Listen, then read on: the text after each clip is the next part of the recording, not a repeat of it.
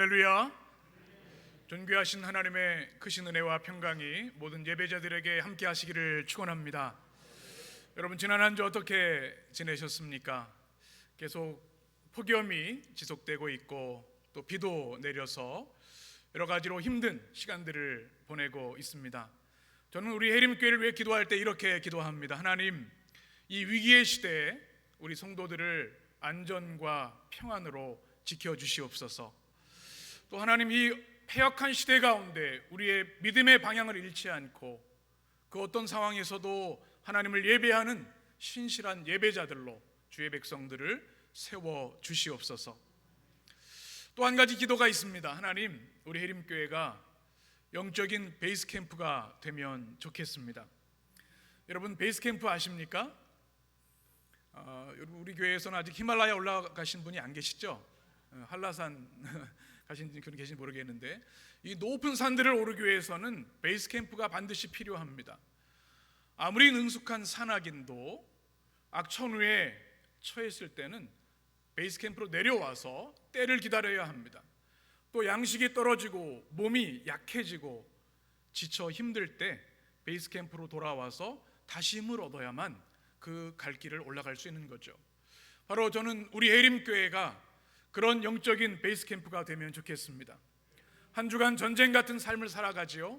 우리의 일상에서 때로 우리가 산산조각 나는 것 같은 고통을 경험할 때도 있습니다. 그럴 때마다 내가 돌아갈 곳, 하나님의 임재와 영광이 있는 주님의 교회, 나의 베이스 캠프로 돌아가야지.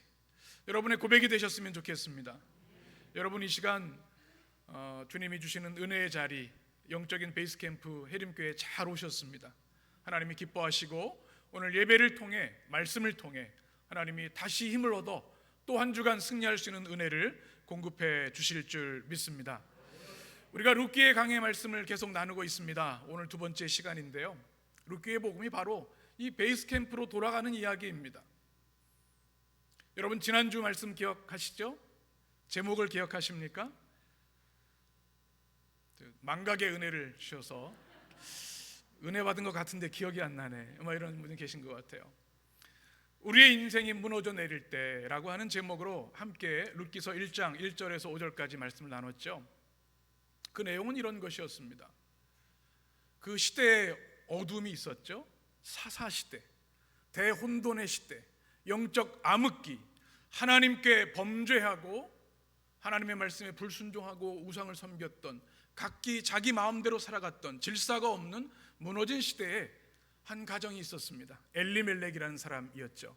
하나님은 왕이시다라고 하는 아름다운 이름을 가지고 있었습니다. 그런데 그들의 삶에 위기가 찾아왔죠.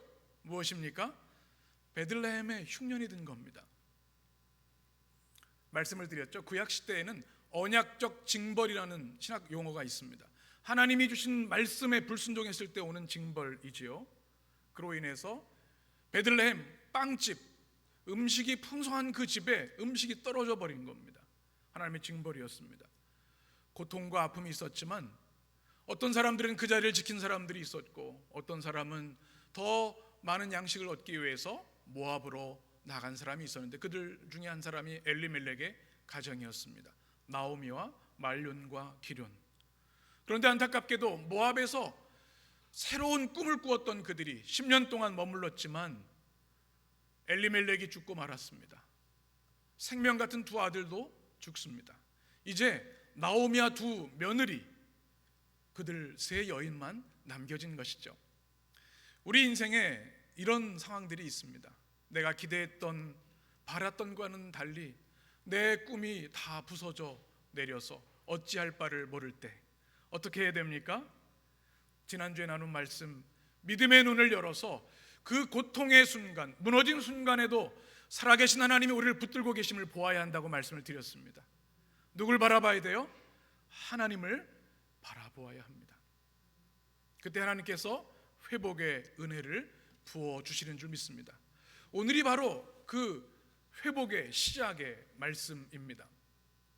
오늘 말씀은 이제 지난주와 완전히 다른 장면으로 변화되는데요, 회복의 자리로 나아가는 세 여인, 영적인 베이스 캠프로 걸어가는 세 여인을 통해서 이 시대를 사는 우리에게 주시는 하나님의 말씀, 음성, 회복의 은혜를 여러분 모두가 받게 되시기를 축원합니다.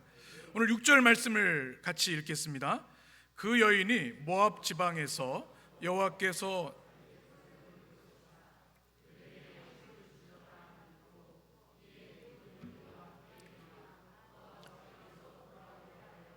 아멘. 오늘 6절 말씀에 굉장히 중요한 변화가 있습니다. 무엇일까요? 행동의 주체가 변화되었습니다. 1절부터 5절까지 행동의 주체는 누구였습니까? 엘리멜렉, 남성이었습니다. 그런데 6절에는 그 여인으로 시작해요. 누구예요? 나오미입니다. 여성입니다.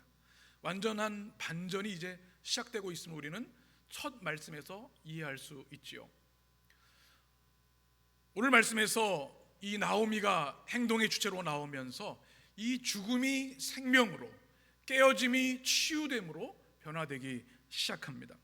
그가 결심한 것이 하나 있었습니다.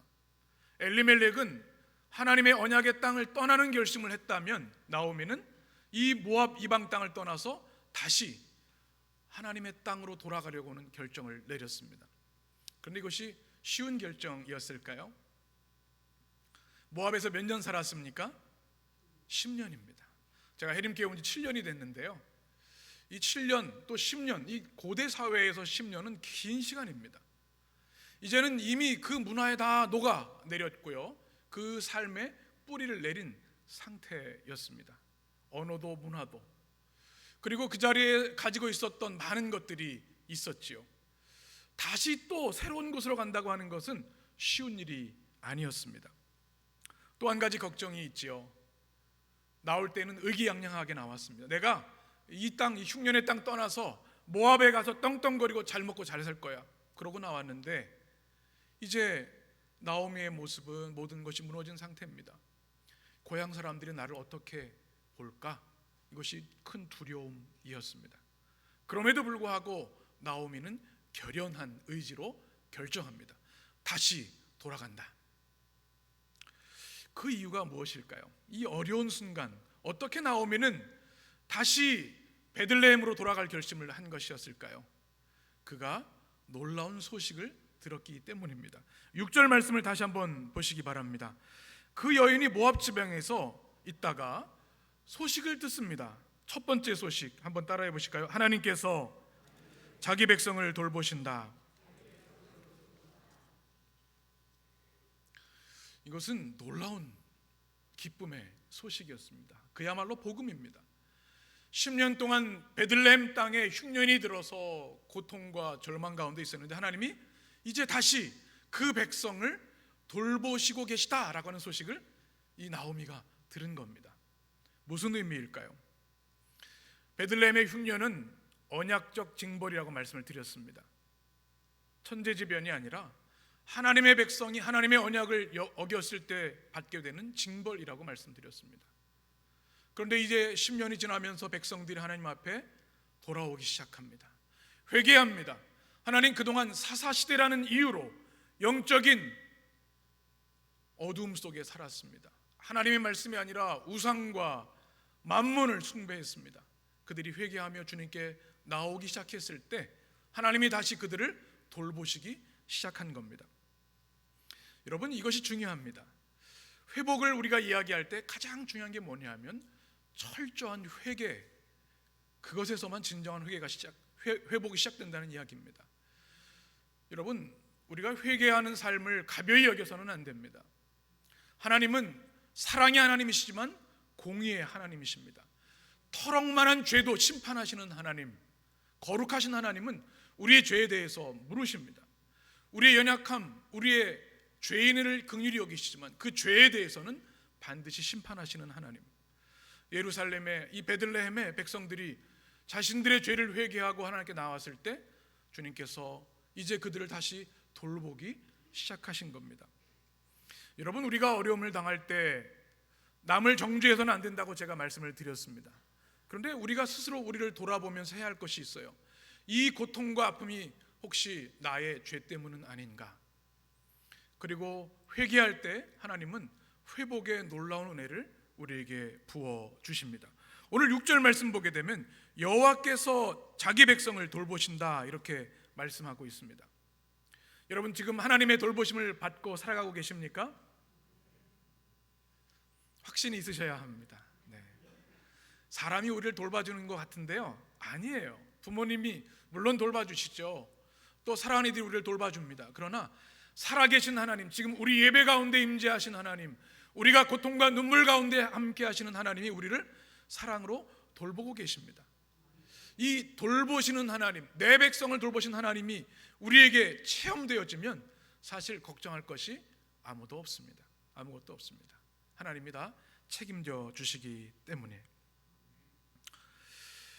제가 사진 하나 준비했습니다. 여러분 어린 시절 기억나시죠?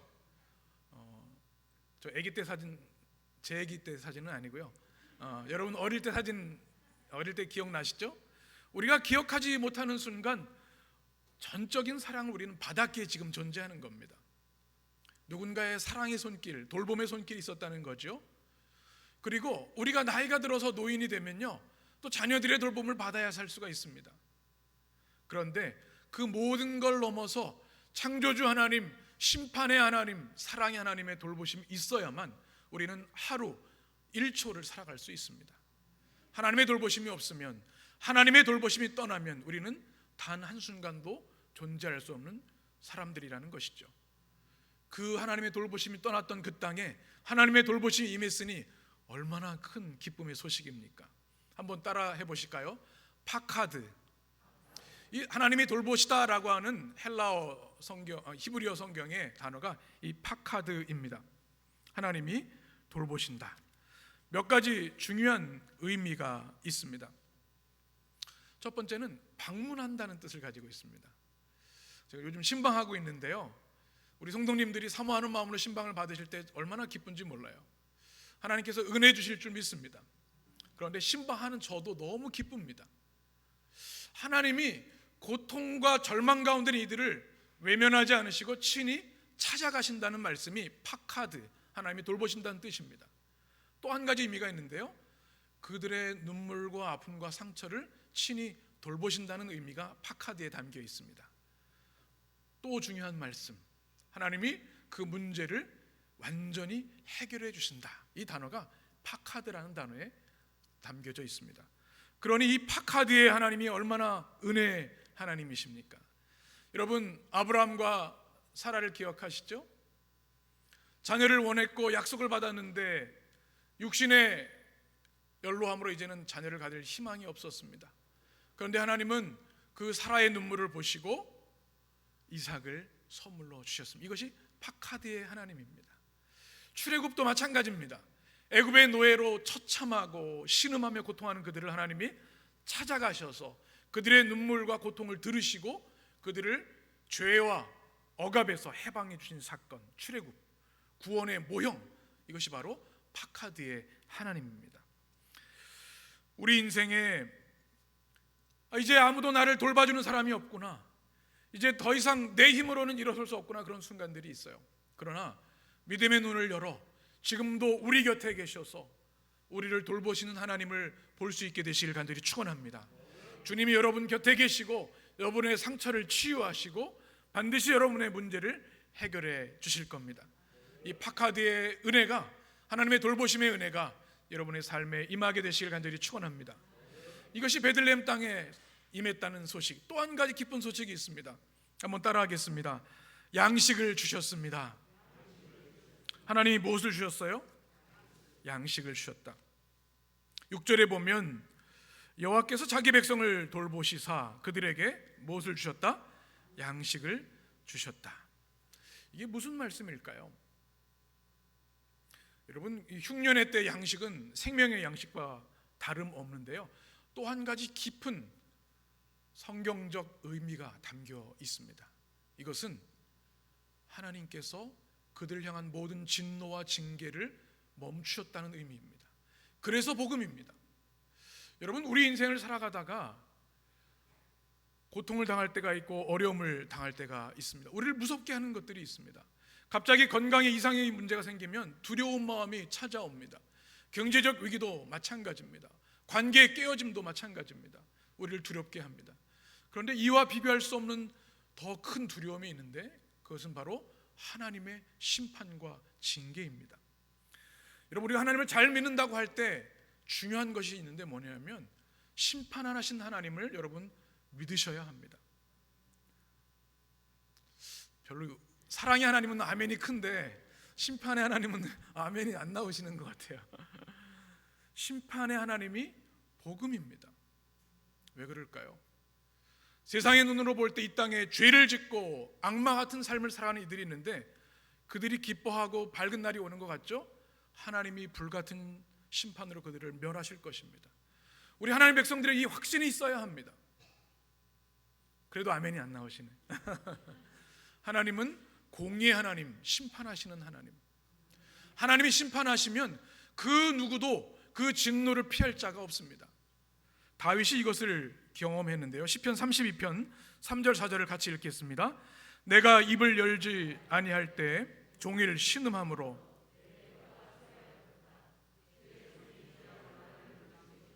내 진익이 빠져서 여름 가뭄의 마름같이 되었나이다. 그가 하나님의 징계를 받았을 때 종일 신음할 수밖에 없어요. 그가 할 수 있는 게 다른 게 없어요. 뼈가 쇠하는 것 같다. 주님의 전능하신 팔이 그를 누르고 있는 것 같다. 내 진익이 다 말라버리는 것 같다. 얼마나 큰 고통입니까? 32편 1절 2절 이렇게 또 고백합니다. 같이 읽습니다. 허물의 사함을 받고 자신의 죄가 가려진 자는 복이 있도다. 마음에 간사함이 없고 여호와께 정죄를 당하지 아니하는 자는 복이 있도다. 하나님의 징계를 경험한 다윗은 진정한 복은 우리가 이 땅에서 많은 돈을 벌고 성공하고 또 많은 즐거움을 누리는 것이 성공이 아니라 죄의 사함을 받는 것이 성공이라고 말씀합니다. 하나님의 정죄와 심판에서 벗어나는 것이 진정한 복이라고 말씀합니다. 누가 복 있는 사람이에요? 허물의 사함을 받은 자. 여러분, 이것을 우리가 받은 사람들입니다. 그리스도 십자가의 보혈의 은혜로 죄 사함을 받은 우리들, 그 누구도 우리를 정죄할 수 없는 은혜, 하나님의 심판과 정죄, 징계가 멈춰진 사람들이 그리스도 예수를 믿는 주의 복음의 사람들인 줄 믿습니다. 사도 바울은 로마서 8장에서 이렇게 5장에서 이렇게 말씀합니다. 우리 9절 말씀을 같이 읽습니다. 그러면 이제 우리가 그의 피로 말미암아 의롭다 하심을 받았으니 더욱 그로 말미암아 진노하심에서 구원을 받을 것이니. 아멘. 아멘이십니까? 하나님의 진노하심에서 구원받는 것, 우리의 가장 큰 기쁨과 은혜입니다. 바로 베들레헴 땅에 그 은혜가 임했다는 겁니다. 양식을 다시 주셨다는 것은 먹을 것이 었다는 의미 이전에 하나님이 그들의 징계를 풀어주셨다는 의미이죠. 로마서 8장의 고백 같이 우리 읽으며 선포합니다. 그러므로 이제 그리스도 예수 안에 있는 자에게는 결코 정죄함이 없나니 이는 그리스도 예수 안에 있는 생명의 성령의 법이 죄와 사망의 법에서 너를 해방하였음이라. 아멘. 이것이 복음입니다. 예수 그리스도 안에 있는 자에게는 뭐가 없다고요? 결코 정죄함이 없다. 죽음의 법이 아니라 생명의 성령의 법이 우리를 모든 죄와 죽음과 사단의 권세에서 해방시켜 주셨다. 이 복음이 베들레헴 땅에 들려진 것이고 나오미의 귀에 들려진 것이고 바로 오늘 주 예수를 믿는 우리들에게 들려지고 있는 줄 믿습니다. 이 소식을 들었을 때 나오미는 기뻐하며 결심한 겁니다. 내가 다시 그 땅으로 돌아가리라. 또 한 가지 의미가 있습니다. 하나님이 양식을 주셨다고 하는 것, 어떤 의미인가? 말씀드린 대로 베들레헴은 빵집입니다. 음식이 풍부한 곳이에요. 빵이 없었다가 그럼 한숨과 걱정이 있었겠죠. 하나님이 다시 양식을 주셨기 때문에 베들레헴이 베들레헴으로 회복된 겁니다. 그리고 재미있는 표현이 있습니다. 여러분, 음식이 있으면 행복하시죠? 먹을 거에 약한 분들이 많이 계세요. 저도 뭐 기분이 나쁘다가도 맛있는 게 있으면 내가 왜 그랬지? 그리고 양식은, 음식은 우리를 행복하게 하는 것이 있겠죠. 근데 오늘 제가 룻기서가 문학적 측면에서도 완벽한 성경이라고 말씀을 드렸는데 너무 아름다운 표현이 있습니다. 그들에게 양식을 주셨다는 히브리어 의미 이렇습니다. 자막을 한번 보시면, 한번 히브리어를 한번 한글로 써놨으니까 한번 읽어보겠습니다. 같이 시작. 라테트 라헴 라헴. 다시 한번 라테트 라헴 라헴. 이게 뭘까요? 뜻은 여러분 아시죠? 첫자가 다 똑같아요. 저리고 이제 힙합도 좋아하기도 하는데 이 앞에 많은 게 뭐죠? 라임이라 그러나요? 두음이 다 똑같은 거예요. 이것이 어떤 의미인가 하면 이스라엘 백성이 하나님의 양식을 주심으로 다시 흥겨운 노래를 부르기 시작했다라고 하는 문학적 표현입니다. 베들레헴이 먹을 게 없으니까 한숨만 나오죠. 희망이 없어요. 그런데 다시 양식을 주시니까 하나님께서 기쁨의 노래를 잃어버린 그들에게 노래를 회복해 주셨다라는 의미를 가지고 있는 겁니다. 너무 아름다운 말씀이죠. 여러분 혹시 최근에 정말 너무 신나서 노래 불러보신 적 있으십니까? 저는 노래방을 별로 안 좋아하고요, 별로 싫어하는데 아마 집에서 요즘은 노래 부르는 분들 많이 계시더라고요. 노래할 때 뭐 열정이 가득해서 노래하는 분들이 계세요. 여러분 노래 좀 많이 좀 부르시면 좋겠어요. 여러분 찬양 매일 찬양하시죠? 하루에 한 곡도 안 드리는 분은 안 계실 거라고 제가 믿습니다. 여러분 주중에는 개인 찬양을 드리지만 주일 찬양이 중요합니다. 공동체 찬양이 얼마나 은혜가 되는지 몰라요. 우리 교회 예배가 몇 시에 시작합니까? 10시 45분이에요 그래서 이 인원이 10시 40분 찬양 시작되기 5분 전에 나오셔서 찬양을 사모하며 찬양의 시간으로 들어가셨으면 좋겠어요. 우리 청년 찬양대 얼마나 예뻐요, 그죠? 그 찬양의 은혜가 있고 우리 그리스 찬양대도 마찬가지예요. 우리 교회는 찬양의 은혜가 충만한 교회입니다. 그런데 찬양대원만 찬양해야 하는 것일까요? 호흡에 있는 자마다 여호와를 찬양하라고 주님이 명하고 계십니다. 여러분 오늘 하나님이 베들레헴 땅에 양식을 주셨다는 이 음식은 우리에게 생명의 양식 그리스도를 주셔서 우리의 슬픔의 노래를 그치시고 기쁨의 노래, 환희의 노래를 회복시켰다는 주님의 말씀입니다. 여러분의 삶에 기쁨의 찬양이 회복되시기를 간절히 축원합니다. 그래서 7절 보게 되면 이 베들레헴에서 들려오는 소식을 듣고서 결단을 하죠. 같이 읽겠습니다. 있던 곳에서 나오고 두 며느리도 그와 함께하여 유다 땅으로 돌아오려고 길을 가다가 아멘. 이 나오미가 모압을 떠나서 이제 다시 베들레헴으로 그 기쁜 소식을 듣고 나아갑니다. 그런데 혼자가 아니에요. 누가 있습니까? 며느리 두 사람. 여러분 만약에 여러분이 며느리라면 나오미 따라갈까요? 안 따라갈까요? 대답은 하시지 말기 바랍니다. 마음속으로만. 여러분 지금도 이 고부 갈등이 쉽지가 않아요. 아무리 좋은 관계도 어려워요. 이 고대 사회는 말할 것도 없지요. 그런데 이 며느리들이 따라 나선 거예요. 아마 오늘 말씀 우리 룻기를 전체를 읽어보면 나오미가 강요한 게 절대 아닙니다. 왜 며느리들이 시의 시자도 싫어하는 며느리들이 왜 시어머니를 따라 나선 것일까? 그 어머니를 향한 안타까움이 있었던 것이죠. 홀로 된 어머니를 홀로 보낼 수 없는 두 며느리의 마음이 있었습니다. 저는 이 장면을 묵상하면서 마음이 뭉클해졌습니다.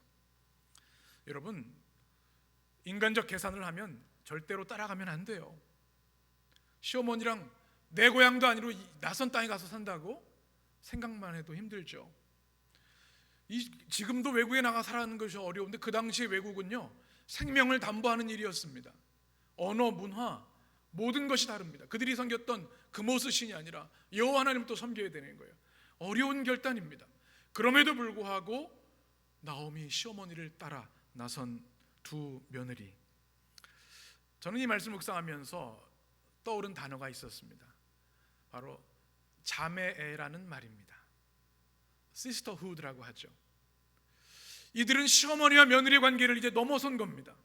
서로를 향한 긍휼의 마음, 안타까운 마음이 그들에게 충만해서 이제는 시어머니와 며느리가 아니라 하나님 안에 아름다운 새 여인으로 서 있는 겁니다. 그들이 베들레헴을 향해 걸어가고 있는 거죠. 사랑하는 여러분, 이 은혜를 우리 교회에 주신 줄 믿습니다. 교회에서 우리가 서로를 뭐라고 불러요? 형제, 자매님 이렇게 부르죠.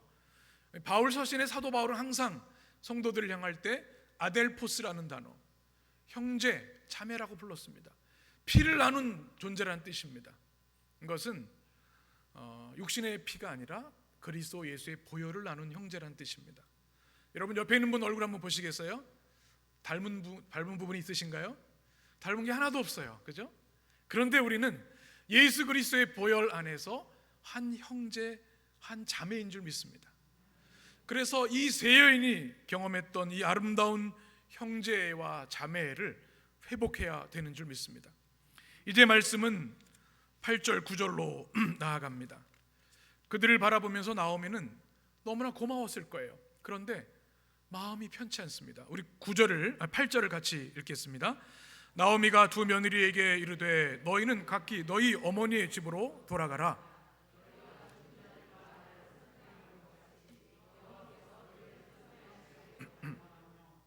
아멘. 마음이 편치 않습니다. 베들레헴으로 걸어가고 있는데 드디어 나오미가 입을 열어서 말하죠.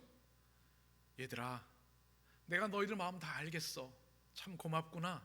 그러나 이제 너희 어머니의 집으로, 고향으로 돌아가라. 나를 따라와서는 너희 미래가 없어. 이런 이야기를 하는 겁니다. 여러분, 나오미의 마음이 느껴지시나요? 저는 너무 감동이 됐습니다. 나오미는 지금 사실 한 사람이 절박합니다. 자기 코가 석자입니다. 며느리들이 옆에서 좀 도와주면 얼마나 좋겠어요. 그래, 너 나 배신하지 말고 나 따라와. 이렇게 하고 싶은 마음이 있었을지 몰라요. 그러나 그들이 베들레헴 땅에 들어가면 겪을 고난과 아픔을 알기 때문에 그렇게 할 수가 없는 겁니다. 너희 어머니 집으로 돌아가. 이제 내가 내 삶은 알아서 할게. 이런 고백을 하는 거죠. 나오미의 마음은 이 두 며느리의 미래를 걱정하는 마음이었습니다. 저는 이 말씀을 묵상하면서 큰 도전이 됐습니다. 이 현대사회가 얼마나 경쟁 사회입니까? 남을 밟고 일어서야 성공할 수 있는 시대라고 얘기를 합니다. 사람을 깊이 생각하지 않습니다. 사람을 귀하게 여기지 않습니다. 나의 손익계산서에 맞는 사람만 좋아하고 사랑하는 시대가 되어버린 것 같습니다. 그런데 이 나오미는 자신을 내려놓고 두 며느리가 진정으로 행복하기를 원했습니다. 그 표현이 뭐냐면 너의 어머니에게로 돌아가라. 왜 아버지의 집이 아니라 어머니의 집일까요? 가부장 시대에.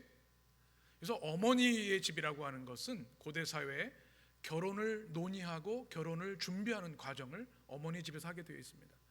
이제 너희가 나를 떠나서 어머니 집에 가서 새로운 남자 만나서 결혼하고 행복한 삶을 살아라, 이런 이야기입니다. 여러분, 이 나오미의 마음, 깊은 마음이 느껴지십니까? 여러분, 이 시대에 우리에게 이 나오미의 마음이 회복되었으면 좋겠습니다. 그 사랑의 인격이 우리 가운데 있어야 되는 것이죠. 그리고는 두 가지 축복을 합니다. 한번 따라하겠습니다. 여호와께서 너희를 선대하시기를 원하노라. 이게 룻기의 이제 주제로 나아갑니다. 어떻게 해주시길 원해요? 선대해 주기. 그런데 8절 말씀 보게 되면 나오미가 이렇게 얘기합니다. 두 며느리에게 이르되 너희는 각기 너희 어머니의 집으로 돌아가라. 너희가 죽은 자들이 누굴까요? 엘리멜렉과 말론과 기론입니다. 나를, 누구예요? 나오미입니다. 를 어떻게 했습니까? 선대했다. 친절하게 잘 대해주었다라는 이야기입니다. 사실 모압 땅의 여인들이 더 그 삶이 안정됐겠죠. 그 외로운 그 타향살이하는 그 가족들을 잘 며느리들이 정성을 다해 섬겼던 것 같습니다. 그런 것을 기억하면서 다시 나오미가 여호와께서 너희들에게 그 선대를 갚아주시기를 바란다, 이렇게 축복하고 있습니다. 이 선대란 단어가 중요합니다. 룻기의 키워드이고요, 성경 전체를 한 단어로 요약한다면 이 단어입니다. 뭘까요? 한번 따라하겠습니다. 헤세드. 헤세드입니다. 자막을 보시면 히브리어에 있는데요, 이 헤세드라는 단어는 성경에 다양한 말로 번역이 되어 있습니다. 인자, 은혜, 은총, 사랑, 자비. 그런데 이 한국말로 다 담아내기가 어려울 정도로 굉장히 강력한 단어입니다. 이런 뜻입니다. 하나님의 헤세드는요, 일방적인 사랑이라는 뜻을 가지고 있습니다. 바보 같은 사랑이라는 뜻을 가지고 있습니다. 포기할 수 없는 사랑이라는 뜻을 가지고 있습니다. 사람이 배신을 해도 포기할 수 없는 사랑. 인간은 그걸 할 수가 없어요. 하나님 그렇게 하신다는 거죠. 여기서 중요한 신학 용어가 나오죠. 한번 따라해 볼까요? 언약의 사랑. 네. 또 반대되는 게 뭐냐면 계약의 사랑입니다. 우리 인간 살 보면 계약의 사랑이에요. 너 나 사랑해, 나도 너 사랑해. 이 계약이 결련되면 이제 사랑이 되고 또 결혼도 되고 이러는 것이죠. 한쪽이 파기하면 어떻게 돼요? 깨지는 겁니다. 그런데 이 언약의 사랑, 카버넌트의 사랑, 이 헤세드의 사랑은 끊어지지가 않습니다. 하나님이 일방적으로 이스라엘 백성을 택하셨고 예수 그리스도의 십자가 보험으로 우리를 택하신 이상 그것을 끊을 것은 아무것도 없는 것. 이것이 뭐예요? 헤세드입니다. 이런 의미가 담겨 있습니다. 여러분, 사랑하는 사람이 있는데 나를 서운하게 해요, 모욕해요, 나에게 상처를 주고 고통스럽게 해. 그럼 어떻게 해야 돼요? 헤어져. 그렇게 되죠, 우리는. 그죠? 인간의 모습은 그래요. 그걸 잘 판단해야 되죠. 그런데 하나님의 사랑은 우리가 하나님의 마음을 아프게 하고 하나님을 등지고 떠나도 하나님이 그걸 끊으실 수가 없는 거예요. 언약의 사랑을 약속하셨기 때문에. 끊을 수 없는 하나님의 영원한 사랑이 뭐냐면 헤세드입니다. 이것을 우리가 받은 사람들이에요. 아멘이십니까? 예수님을 주님으로 영접하고 그리스도로 고백한 우리들에게 죄와 사망과 사단의 권세 해방뿐만 아니라 헤세드의 사랑을 십자가에서 우리에게 허락해 주셨습니다. 주님은 아무 죄 없이 모욕과 천대를 받으셨어요. 주님이 부활하셔서 그들을 다 불로 멸하실 수도 있었습니다. 그럼에도 불구하고 그러하지 아니하고 인간의 치명적 죄의 결과 죽음을 해결하시기 위해 십자가에서 단 한 번의 완전한 희생제물 되셔서 우리를 구원해 주신 거죠. 우리가 모욕을 해도 주님을 아프게 해도 끊을 수 없는 하나님의 사랑, 뭐예요? 헤세드입니다. 이 나오미는 이 헤세드의 사랑을 하나님께서 이 두 며느리에게 부어주시기를 간절히 기도하고 있는 것입니다. 여러분, 이 사랑을 날마다 느끼고 고백하고 체험하며 살고 있습니까? 아멘이 적으신데 하나님 나 사랑하시나? 아닌 것 같은데 내가 너무 죄를 져서 내가 너무 이거 하나님이 부끄러워서 사랑받을 자격이 있나? 여러분, 성경은 그렇게 얘기하지 않습니다. 해림서원에 이제 지난 토요일 어제군요 녹화를 했는데요. T.C. 해리슨 워렌이라는 사람이 쓴 책 중에 오늘이라는 예배라는 책이 있습니다. 참 좋은 책이에요. 여러분 이제 해림서원 오면 꼭 보셨으면 좋겠어요. 사소한 일상이 어떻게 거룩한 예전이 되는가라고 하는 부제를 가지고 있는데요. 첫 장이 뭐냐면 잠에서 깨어남입니다. 여러분 아침에 깨어날 때 어떤 상태예요? 무방비 상태죠. 화장할 시간이 어디 있어요? 뭐 눈곱이 있고 머리 흔들어지고 막 밤새 자고 일어나서 엉망일 거예요. 어떤 마음으로 잠에서 깨시나요? 아이고 이거 또 할 일이 많네. 오늘 또 이거 회사 가서 이거 해결해야 되고, 아이고 자식들 이거 해야 되고, 막 해야 될 일들이 너무 많은 거예요. 그래서 우리는 하루를 시작할 때 잠에서 깰 때 불안과 두려움 속에 시작합니다. 뭔가를 성취해야만 인정받고 사랑받을 것 같은 마음이 아침에 들지요. 그런데 이 T.C. 해리슨 워렌은 이런 얘기를 합니다. 하나님의 사랑받는, 헤세드의 사랑을 받는 하나님의 성도들은 아침에 잠에서 깰 때 예수님의 세례를 기억해야 합니다. 이렇게 얘기를 합니다. 예수님께서 공생애를 몇 살에 시작하셨어요? 30살에 시작하셨는데요. 그 전의 삶이 성경 복음서에 많이 기록되어 있지는 않지만 똑같은 육신의 몸을 입고 사셨습니다. 예수님도 눈곱이 있으셨을 겁니다. 입냄새도 나셨을 거예요. 땀 흘려서 고약한 냄새가 날 수도 있어요. 그 전능하신 하나님이 인간의 몸을 입고 그 모든 연약함을 경험하셨어요. 그런데 이 예수님이 위대한 복음의 사역을 시작하신 첫 출발이 뭐냐면 요단강에서 세례를 받으실 때 하늘이 열리고 성령이 비둘같이 임하면서 주시는 음성이 있었어요. 한번 따라해 보실까요? 이는 내 사랑하는 아들이요 내가 기뻐하는 자라. 예수님이 아직 아무것도 하신 게 없어요. 평범하게 살아가셨어요. 몫으로 살아가셨어요. 그런데 주님은 하늘의 음성으로 너는 내가 사랑하는 아들이야, 너는 내가 기뻐하는 자야 말씀해 주시는 거죠. 이것이 뭐예요? 헤세드입니다.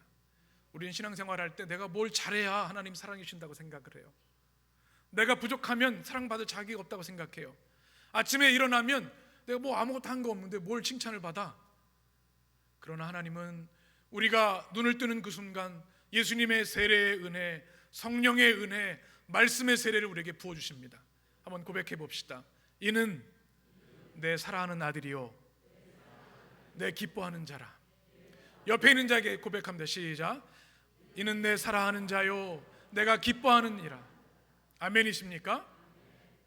아무것도 하지 않아도 주시는 은혜가 뭐예요? 헤세드입니다. 여러분, 유아 세례에는 엄청난 강력한 은혜가 있습니다. 어떤 이들은 유아 세례를 어떤 교단에서는 하지 않는데요, 이것은 신학적 차이입니다. 아이가 뭘 해요? 태어나서 뭘 알아요? 뭐 성경을 읽어요? 암송을 해요? 구원의 과정과 진리를 알아요? 그럼에도 불구하고 부모의 신앙으로 그들이 하나님의 은혜 안에 거한다는 그 사실 하나로 날 사랑하심, 날 사랑하심. 내가 하나님께 칭찬받을 아무것도 한 것이 없지만 이미 영원 전부터 나를 택하시고 사랑하신 그 사랑이 내게 흘러넘치는 것이 유아 세례의 은혜이고요, 매일 아침 눈을 뜰 때 주시는 성령의 세례입니다. 이제 말씀을 마치려고 해요. 오늘 나오미가 두 며느리 오르바와 룻을 향해 하는 이 나오미의 마음이 우리 마음에 있는가, 여러분 말씀을 통해 점검해 보셨으면 좋겠습니다. 그리고 나는 그 헤세드의 그 끊을 수 없는 놀라운 사랑을 날마다 누리며 경험하며 향유하고 있는가. 하나님께서 이 시간 말씀을 듣는 우리 모든 성도들에게 십자가에서 흘러나오는 그 보혈의 사랑, 그 누구도 끊을 수 없는 영원한 하나님의 사랑, 우리가 부족하고 넘어지고 깨어져도 너는 내가 사랑하는 이다, 내가 기뻐하는 자다 말씀하시는 그 축복의 사랑이 여러분 심령에 가득 넘치게 되시기를 주님의 이름으로 간절히 축원합니다. 기도하겠습니다.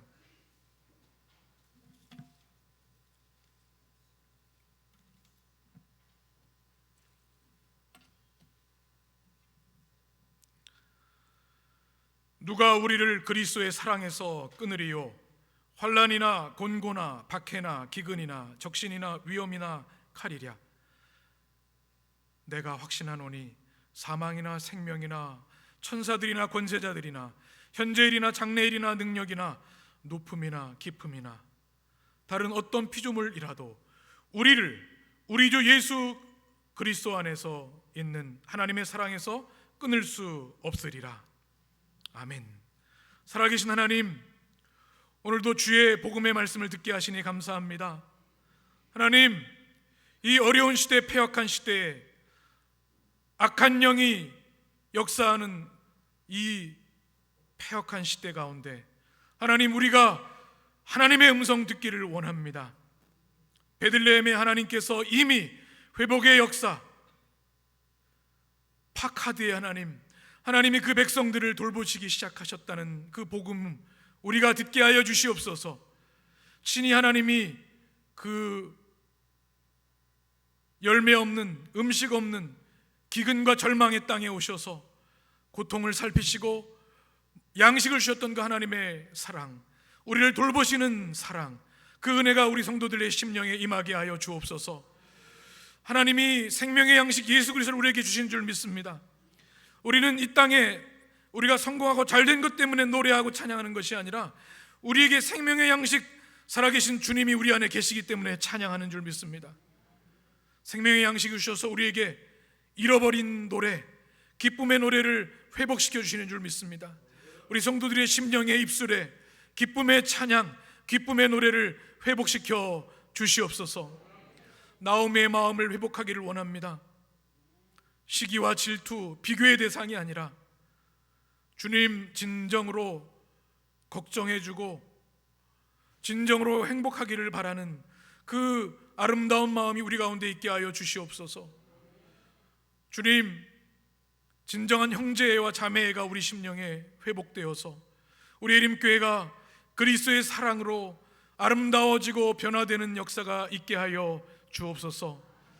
특별히 하나님, 헤세드의 사랑이 우리 심령에 강같이 흐르기를 원합니다. 사랑 없이 하루도 살지 않게 하여 주시고, 하나님의 사랑이 지금도 끊임없이 우리 심령에 샘솟고 있음을 기억하게 하여 주옵소서. 십자가 나를 위해 죽으신 그 십자가를 붙들게 하여 주시고, 우리의 모든 상처를 치유하고도 남음이 있는 그 끊을 수 없는, 포기할 수 없는 그 하나님의 놀라운 사랑이 우리 심령에 흘러넘쳐서 우리 험한 세상을 살아가는 우리 모든 성도들이 다시 한번 희망과 회복의 역사를 살아가게 하여 주옵소서. 우리 주님 예수 그리스도의 이름으로 기도합니다. 아멘.